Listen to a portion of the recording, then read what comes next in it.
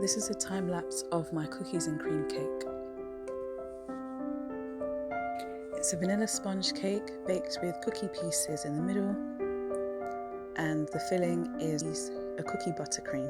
I baked 2 8-inch vanilla sponge cakes with cookie pieces in the middle, and once the cakes were done and cooled down, I sliced the cakes in two so that it formed 4 layers of cake.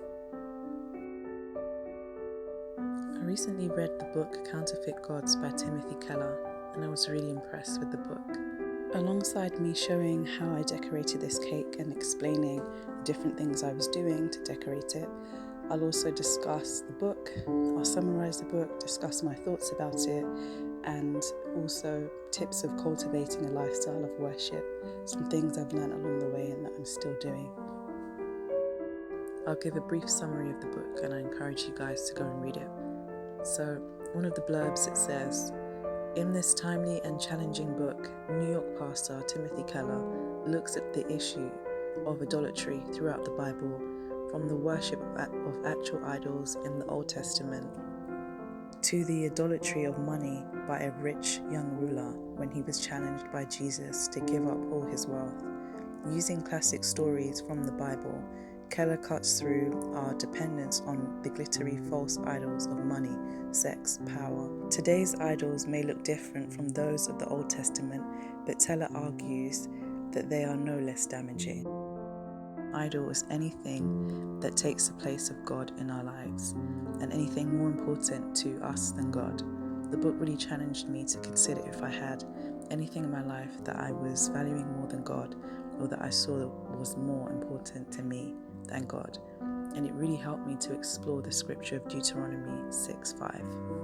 Deuteronomy 6:5 says, "You shall love the Lord your God with all your heart, with all your soul, and with all your strength." And then I filled it with the cookie buttercream. Romans 12 verses 1-2, which says, "I beseech you therefore, brethren, by the mercies of God, that you may present your bodies as a living sacrifice, holy, acceptable to God, which is your reasonable service. And do not be conformed to this world, but be transformed by the renewing of your mind, that you may prove what is good and acceptable and perfect will of God." Hebrews 13 verse 15, which says, "Therefore by him let us continually offer the sacrifice of praise to God, fruit of our lips, giving thanks to his name." I like to use a spirit level to make sure that the cake is nice and flat and even on all sides. I could see the benefit of reflection and repentance in line with what Psalm 139 verses 23-24 says. It says, "Search me, O God, and know my heart. Try me and know my anxieties, and see if there is any wicked way in me, and lead me in the way everlasting." If we discover idols in our lives, it's important that we replace them with God by allowing God to be of utmost importance in our lives. After reading the book, I thought about some practical tips of how to cultivate this, how to tear down idols. One of the tips that came to mind was if someone has an issue and they tend to just problem solve and try and figure things out on their own and not consult God, a practical tip could be to pray, listen to the ideas that comes to mind during prayer, and pray over those ideas, seek God's wisdom, and discuss the ideas with God and ask Him for His guidance. The book asks the reader a lot of questions for self-reflection, which could lead to some heartfelt prayers. Some quotes from the book that I loved were, "Whatever controls us is our Lord, and behind every idol is the enemy trying to draw away our devotion to God." I also like to do a crumb coat, so I do a thin coat of buttercream and then put it in the fridge to set for at least an hour. And then once that's set, I then do a layer of buttercream on top of that and just smooth that down. And when we look at the life of Jesus, we can see that he was really intentional, that his life was a life of sacrifice. And Jesus' ultimate sacrifice on the cross for us shows us how much God loved us, and our worship, which is a lifestyle devoted to God, demonstrates our love for God. Found the book really insightful, and I would recommend this book to anybody who is serious about deep reflection and learning more about God and spending more time with Him and growing to be more devoted to God. I also found a really good study guide which I read alongside the book. I'll share that in the description bar below.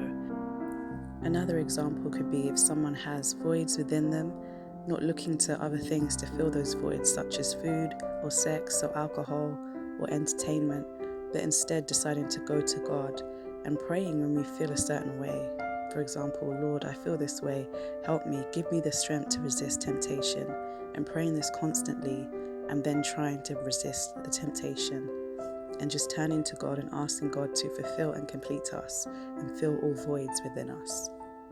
Another example could be if someone has control issues, so deciding that they will trust God and not worry, and deciding that when they feel like worrying, to cast their care by praying and declaring to themselves over and over again something like, I will leave this matter in God's hands because I trust God to work this out for my good. I then also started to think about how we could cultivate a lifestyle of worship, and I looked at Genesis 3 verses 8 to 9. They heard the sound of the Lord God walking in the garden in the cool of the day, and Adam and his wife hid themselves from the presence of the Lord God among the trees of the garden. Then the Lord God called to Adam and said to him, Where are you? What really stood out to me in this text was just thinking about the words, they heard the sound of the Lord God walking in the garden, and just how they were in close proximity. So Adam and Eve were in close proximity with God back at this time, and that they were able to hear God calling out to Adam when he said, Where are you? And I was just thinking about, in terms of cultivating a lifestyle of worship, being in the presence of God and being able to hear from God when He's speaking. I love to do swirls on top of the cake, so I've got swirls on top of this one. Also, another example could be praise, continually praising God, repentance, being obedient to Jesus and following His word. And Psalm 96 verses 1 to 3 also comes to mind. It says, Oh, sing to the Lord a new song, sing to the Lord all the earth. Sing to the Lord, bless His name, proclaim the good news of His salvation from day to day. Declare His glory among the nations, His wonders among all peoples. And verse 4 also says, For the Lord is great and greatly to be praised. He is to be feared above all gods.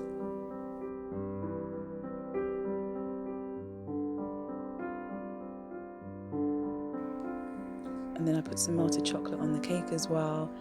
Other things that we can do to cultivate a lifestyle of worship is being thankful, choosing not to complain, and forgiving others. And Psalm 16 verses 8 to 9 says, I have set the Lord always before me, because He is at my right hand, I shall not be moved. Therefore my heart is glad, and my glory rejoices. My flesh also will rest in hope. To cultivate a lifestyle of worship, we can memorize scripture and constantly read these words over and over again, and constantly read the Word of God, so that the Word of God is on our minds. And I topped the cake with some sprinkles too. Joshua 1:8 says, This book of the law shall not depart from your mouth, but you shall meditate in it day and night, that you may observe to do according to all that is written in it. For then you will make your way prosperous, and then you will have good success. So we can study the scriptures and analyze the scriptures and ask the Holy Spirit for interpretation and what we can learn from the scriptures in order to live a life that honors God. And some crushed cookie pieces along the base of the cake, and then on the top in the middle as well.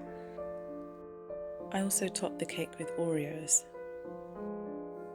And also we can decide to not give in to temptation and choose to be obedient to God above all else, and being kind to others as well.